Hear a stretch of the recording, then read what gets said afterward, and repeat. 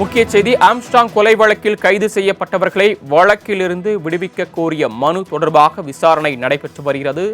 இந்த விசாரணையில் நீதிமன்றம் அதற்கு மறுப்பு தெரிவித்துள்ளது. மனுக்கள் மீது தற்போதைய நிலையில் விசாரணை நடத்த முடியாது என்று சென்னை முதன்மை அமர்வு நீதிமன்றம் தெரிவித்துள்ளது.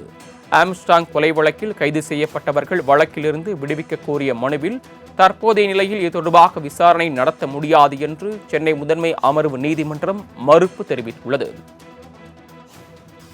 கடந்த சில மாதங்களுக்கு முன்பு சென்னையில் ஆம்ஸ்ட்ராங் கொலை செய்யப்பட்ட நிலையில் தற்போது இது தொடர்பாக 10க்கும் மேற்பட்டோர் கைது செய்யப்பட்டுள்ளனர். இந்த நிலையில் அவர்கள் விடுவிக்க கோரி மனு தாக்கல் செய்திருந்த நிலையில் அதனை தற்போது விசாரிக்க முடியாது என்று தெரிவித்திருக்கிறது நீதிமன்றம். கூடுதல் விவரங்களை செய்தியாளர் கிருஷ்ணமூர்த்தி வழங்க கேட்கலாம். கிருஷ்ணமூர்த்தி, விவரங்கள். வணக்கம்.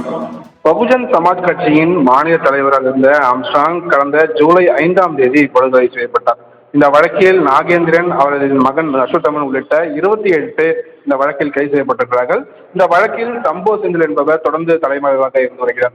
இந்த நிலையில் இந்த வழக்கு சென்னை மாவட்ட முதன்மை அமர்வு நீதிமன்ற நீதிபதி கார்த்திகேயன் முன்பாக இன்று விசாரணைக்காக வந்தது.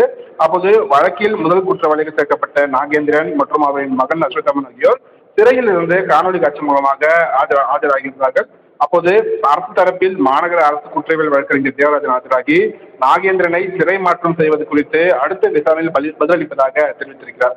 இதை ஏற்றுக்கொண்ட நீதிபதி, இந்த வழக்கில் குற்றவாளியாக சேர்க்கப்பட்டவர்கள் வழக்கறிஞர்கள் வைக்காமல் வழக்கை இழுத்தளிக்க வேண்டாம் என்றும் சட்டப்பணிகள் ஆணைக்குழு மூலமாக வழக்கறிஞரை நியமித்துக் கொள்ள நீதிபதி அறிவுறுத்தியிருக்கிறார்.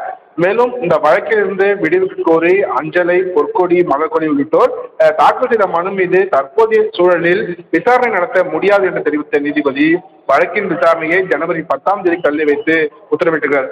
அதுவரை அவர்களின் நீதிமன்ற காவலையும் நீட்டித்து நீதிபதி உத்தரவிட்டிருக்கிறார். சரவணன், தாங்கள் வழங்கிய தகவல்களுக்கு நன்றி கிருஷ்ணமூர்த்தி.